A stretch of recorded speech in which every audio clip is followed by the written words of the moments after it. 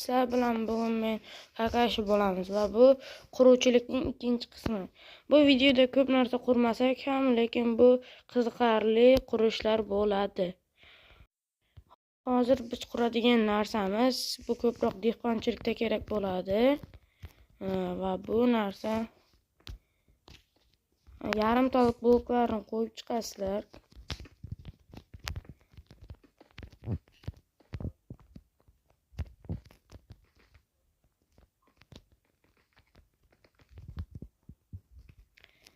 Keyin esa bu tarafdan ham yana ozgincha yarimtalik bloklar qo'yib chiqasizlar. Otqichlarni qo'yib chiqasizlar.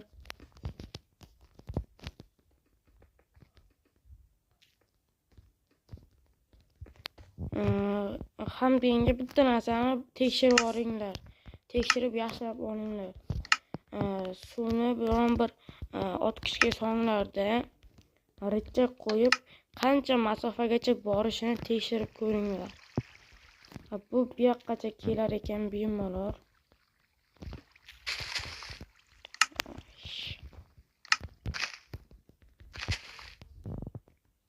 Suv mana shu yoqqacha keldi deb hisoblaymiz. Bu hattoki suvni o'ziga ham qaytarib yutib oladi.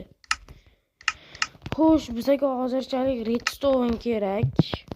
Bu atrofidan o'tkazasizlar. Mana shuni o'tkazganlaringdan keyin redstone'ni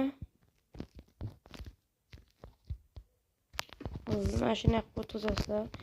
Va har birining ichiga bir chelakdan suv solib chiqsalaring kifoya.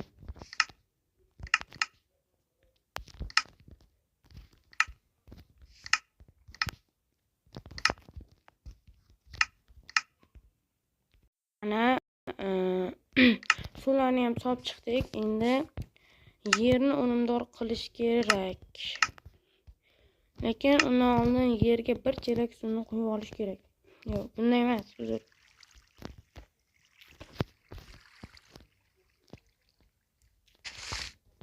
Mana shu yerga bitta va bu yoqqa bitta qilib ko'ramiz. Qani, suv oqarmikan?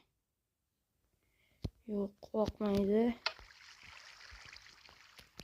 Faqat bu yoqqacha borib qolar ekan. Shunda nima qilsak bo'ladi endi?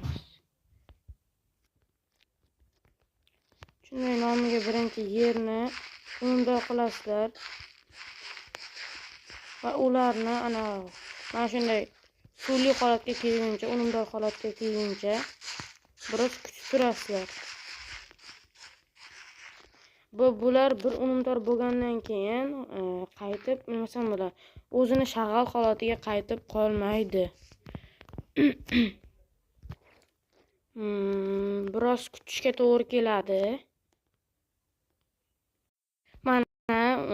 Hozir men bularni o'stirdim va bularni sal yashilroq bo'lishi uchun kutdim. Endi esa bular yashil bo'ldi. Mana men bu bilan o'stirib chiqdim. Va endi bizga eng so'ngida eng kerakli bo'ladigan narsa bo'ladi varyonka. O'zbekchada nomi nima ekan bilmadim, balki bu o'zbekcha nomidir. Mana shunday qilib qo'yib chiqasizlar buni.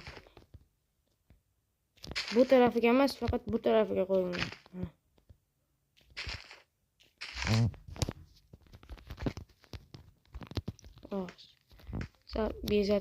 Bezak deydi-ku. Mana. Xo'sh, endi buni ishlashini tekshirib ko'ramiz. Va bu shunday ishlaydi.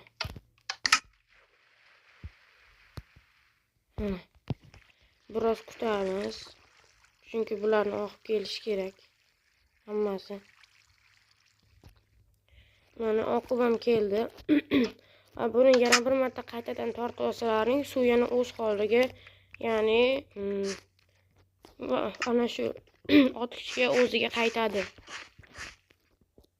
Biroz tashqarida qolib ketishlari ham mumkin. Xo'sh, buni ichiga kirsak, mana hammasini ichida mana shunaqa narsalar bo'ladi. Xo'sh, kanalga obuna bo'lib qo'ying va like bosish esdan chiqmasin. Agar quruvchilikning keyingi qismiga chiqishni istasanglar, kanalga obuna bo'lib qo'yish esdan chiqmasin.